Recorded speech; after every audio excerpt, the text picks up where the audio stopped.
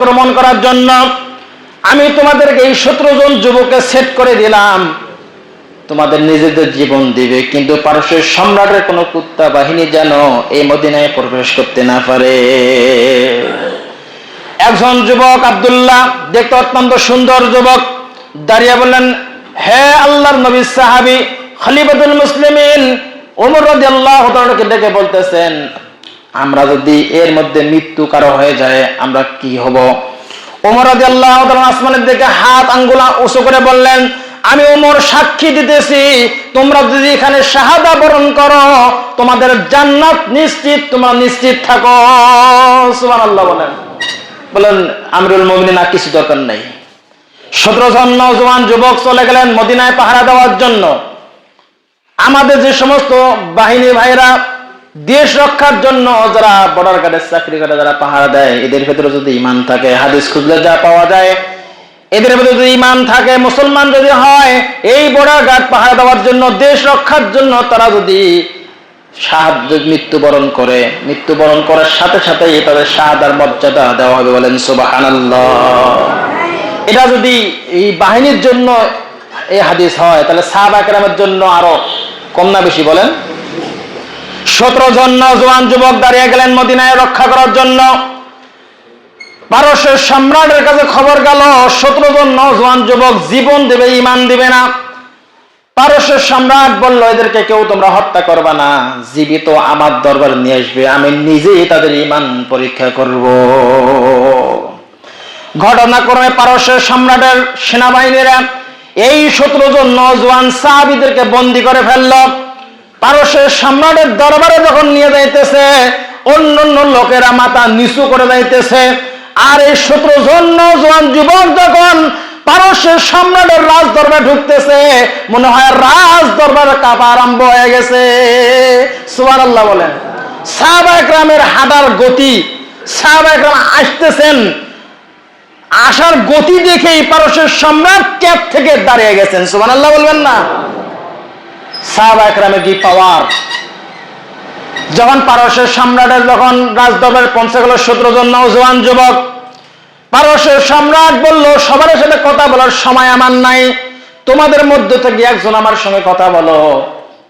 বাকি 16 জন সাহাবী একজনের দিকে তাকিয়ে বললেন, ইনি নাম হলো আব্দুল্লাহ, এনার সঙ্গে আপনি কথা বলেন। যাকে দেখা দিয়েছে ওই যুবকদের মধ্যে সবচেয়ে বেশি সুন্দর। সুবহানাল্লাহ বলবেন না? একটা যদি কালো মানুষ হয়, ওই ব্যক্তি যখন নামাজের মধ্যে আসে, উজু করে যখন নামাজ পড়তে আসে, মসজিদ থেকে যখন বের হয়, ওই নামাজি ব্যক্তি দেখবেন কালো হইলেও চেহারার মধ্যে নূর চমকায়। কথা বলেন। একটা মাদ্রাসার ছাত্র যদি কালো হয়, যখন এই গোসল করার পরে টুপি পাঞ্জাবি যখন পরে রাস্তায় যখন বের হয়, চেহারার মধ্যে নূর চমকায় কি চমকায় না? কথা বলেন। সুন্দর দেখা যায় না? নামাজি ব্যক্তি যতই কালো হোক, কিন্তু নামাজ পড়লে চেহারা সুন্দর বানায় দেন কে? এটা আল্লাহর নবী সাহাবী আব্দুল্লাহ। এই পারস্যের সম্রাট আব্দুল্লাহকে ডেকে নিয়ে বললেন, তোমরা 16 জন এখান থেকে এখন যাও।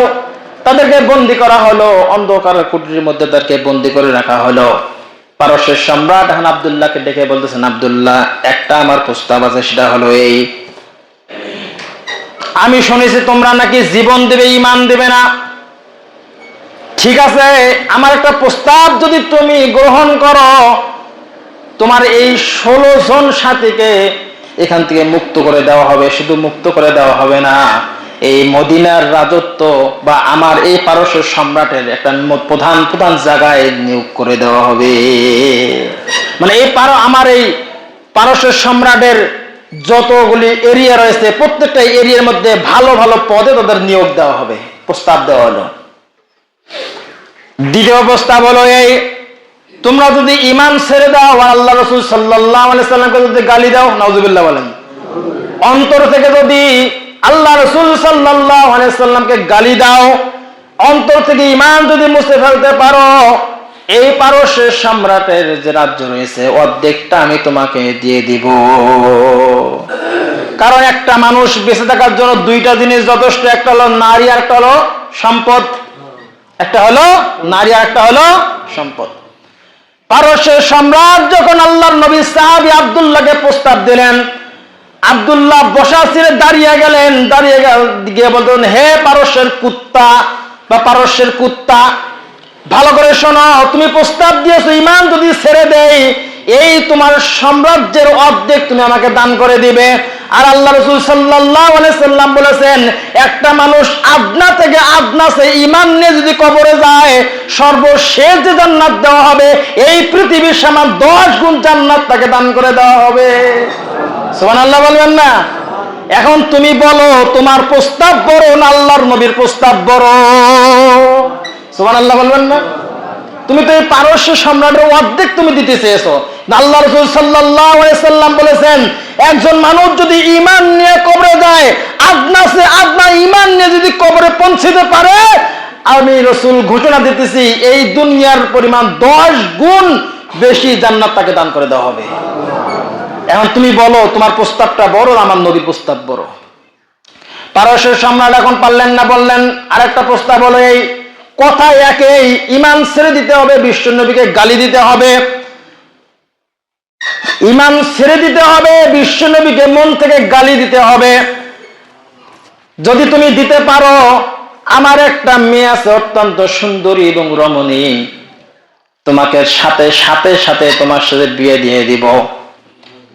আব্দুল্লাহ বলতেছেন, হে পারস্যের সম্রাট শোনো, তোমার প্রস্তাব তুমি দিয়েছো, আবার তুমি বলেছো মানুষ দুনিয়ায় জীবিত থাকা অবস্থায় যে দুটো জিনিসের দরকার, একটা হলো সম্পদ আর একটা হলো নারী, দুটি তুমি আমাকে দিয়েছো। কিন্তু বিশ্বনবী মুহাম্মদ রাসূলুল্লাহ সাল্লাল্লাহু আলাইহি সাল্লাম বলেছেন, কোন একটি মানুষ যদি ঈমানদার অবস্থায় কবরে পৌঁছতে পারে, ঈমান নিয়ে যদি আল্লাহর কাছে পৌঁছতে পারে ৭০,০০০ নূর, ৭০,০০০ নূরের ফেরেশতা, ৭০,০০০ রমণী, সুন্দরী রমণীকে তাকে দেওয়া হবে। ৭০,০০০ রমণী এবং সুন্দরী, এর থেকে লক্ষ কোটি গুণ সুন্দরী নারী আমার জন্য অপেক্ষা করতেছে। সুবহানাল্লাহ বলেন। আর তোমার দুনিয়ায় পছাগান্দা নারী একদিন গোসল না করলে তার কাছে যাওয়া যায় না, সেই প্রস্তাবে কি আমি রাজি হব?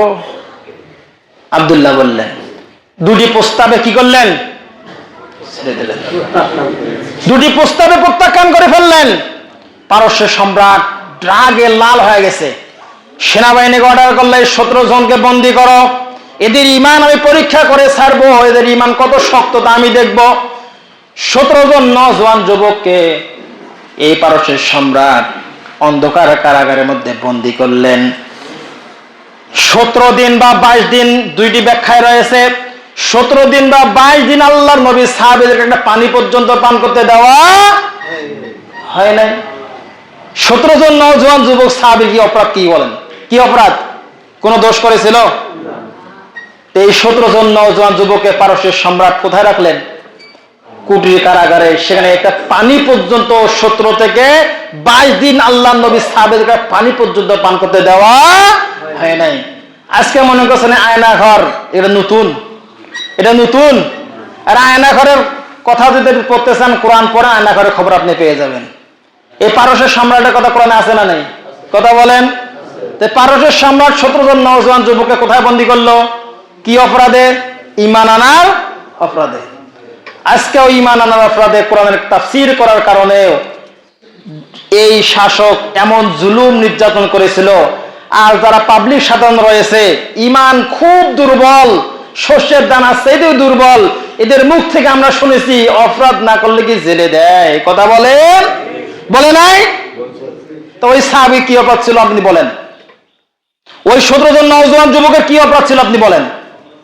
যদি আপনার এই মনোমানসিকতা হয় তাহলে আপনি সাহাবীর যুগেও যদি জন্ম নিতেন আপনার মুখ থেকে কথা বের হয়তো তারা অপরাধ করেছে এই জন্য বন্দী করেছে। কথা বলেন। অনেকে বলে যে আমাদের যে নবীর যুগে জন্ম হইতো খুব ভালো হইতো। আরে ভাই, আপনাকে নবীর যুগ আল্লাহ পাক জন্ম কেন দেন নাই এখন আপনি টের পান নাই? আপনি এখনই বলতেছেন যে কোনো অপরাধ না করলে কি জেল দেয়। আর সাহাবায়ে কেরামের যুগে যদি জন্মগ্রহণ করতেন এরকম পরীক্ষা যদি আসতেন আপনি ছিঁড়ে কথা বলেন, কি কথা বলেন, পালাইতেন আপনি। আর আপনার মুখ থেকে বের হয়ে যেত কি 17 জন নওজোয়ান যুবক এরা অপরাধ না করলে কি পারস্যের সম্রাট বন্দী করে? এরকম মনোমানসিকতা এখনো যাদের আছে শেষ করে ফেলেন। 17 থেকে 22 দিন আল্লাহর নবী সাহাবীদেরকে বন্দী করা হলো। 22 দিন পরে পারস্যের সম্রাট বলল, যাও, তাদের ডাক্তার পাঠিয়ে দিয়েছেন অন্ধকার কারাগারে, তাদের একটু পরীক্ষা নিরীক্ষা করে দেখো তারা কি অবস্থা। ডাক্তার এসে 17 জন নওজোয়ান যুবককে যখন পরীক্ষা করেছেন, পরীক্ষা করে কারাগারে পাঠাইছেন, কিন্তু 17 দিন বা 22 দিন পরে পরীক্ষা করে দেখেন আগের চাইতে আরো বেশি সবল। সুবহানাল্লাহ বলেন। আছে কিন্তু শুয়ে, কিন্তু অন্তরটা কি সবল, অন্তরটা কি ভেতরের অন্তরটা কি সবল। ডাক্তার আশ্চর্য হয়ে গেছেন, আব্দুল্লাহকে ডেকে বলতেছেন, আব্দুল্লাহ, তোমাদেরকে যখন এই অন্ধকার কুটির মধ্যে যখন বন্দী করা হয়, পরীক্ষা করে বন্দী করা হয়েছে, কিন্তু ঈমান তোমাদের অন্তরের অবস্থা একটু খারাপ হলেও ছিল, কিন্তু 22 দিন পরে খানা পানি দেওয়া হয় নাই, পানি পর্যন্ত পান করতে দেওয়া হয় নাই। এই 22 দিন পরে তোমার অন্তর কিভাবে শীতল থাকলো, এত মজবুত থাকলো, আমাকে খুলে বলো। 17 জন নওজোয়ান যুবক আল্লাহর নবী সাহাবী শোয়া থেকে বসে গেছেন, আর ডাক্তারকে ডেকে বলতেছেন, ডাক্তার শোনো, এটা হলো মাটির দেহ, মাটির দেহ মাটির খাবার পায় না, এই জন্য শুকে গেছে, কিন্তু অন্তরের মধ্যে আল্লাহ পাকের জিকির জারি রাখছি, কোরআন তেলাওয়াত জারি রাখছি। মাটির দেহ মাটি পায় নাই, শুকে গেছে, আর অন্তর হলো আল্লাহ সৃষ্টি, এই অন্তরের খাবার কোরআন আর জিকির করেছি, অন্তর এখনো তাজা রয়েছে। এটা হলো মাটির দেহ, মাটির দেহ মাটি খাবার না পাওয়ার কারণে কি হয়ে গেছে, শুকে গেছে। অন্তরটা আল্লাহ সৃষ্টি, আল্লাহ জিকির আমরা করেছি, কোরআন তেলাওয়াত করেছি। এক সাহাবী যতটুকু কোরআন তেলাওয়াত মুখস্থ করেছে আর এক সাহাবীকে শোনা হয়েছে, এই সাহাবী যতটুকু মুখস্থ করেছে আর এক সাহাবীকে শোনা হয়েছে, এই সাহাবী যতটুকু মুখস্থ করেছে আর এক সাহাবীকে শোনা হয়েছে। এই শুনতে শুনতে দিন পার হয়ে গেছে, বুঝতে পারে নাই কোন দিন 22 দিন পার হয়ে গেছে, বুঝতে পারি নাই আমরা। ডাক্তার অন্ধকার কুটির থেকে বের হয়ে পারস্যের সম্রাটের কাছে গিয়ে বলতেছে, তাড়াতাড়ি খানার ব্যবস্থা করেন, না হয় মানবতার জন্য আপনার মামলা হয়ে যাবে। পারস্যের সম্রাট খানার ব্যবস্থা করলেন 2 পদের, কয় পদের? 2 পদের খানার ব্যবস্থা করলেন। পারস্যের সম্রাট বাবুস্ত্রীকে ডাক দিয়ে বলেন, হে বাবুস্ত্রী শোনো, খানার ব্যবস্থা করো 2 পদের, একটা হলো গোশত আর একটা হলো পানি, 2 পদের ব্যবস্থা করো, কিন্তু 2টি হবে হলো মুসলমানদের জন্য হারাম। 2টি কি? 2টি যে ব্যবস্থা করা হবে খাদ্যর, 2টি হলো কি হারাম। একটা হলো শুয়োরের গোশত আর একটা হলো মদ। 22 দিন পরে যখন সাহাবায়ে কেরামের এই অন্ধকার কুটির মধ্যে যখন খানার একটু গোশতের ঘ্রাণ নাকের মধ্যে পৌঁছে গেছে, দরজা খুলে যখন এই বাবুর্চি খানা যখন তাদের সামনে নিয়ে গেছেন, 22 দিন পরে গোশতের ঘ্রাণ যখন নাকের মধ্যে পৌঁছে গেছে, আল্লাহ নবী সাহাবীরা শুয়ে থেকে একটু বসে গেছেন। বসে যাওয়ার পরে বলতেছেন, খানা দেন, পানি দেন। আল্লাহ নবী সাহাবী আব্দুল্লাহ বলতেছেন, আব্দুল শোনো, ও আমার সাথী ভাইরা, মুসলমান সব খানা খায় না, মুসলমান সব খানা খায় না। খানা পরীক্ষা না করা পর্যন্ত খানা খাওয়া যাবে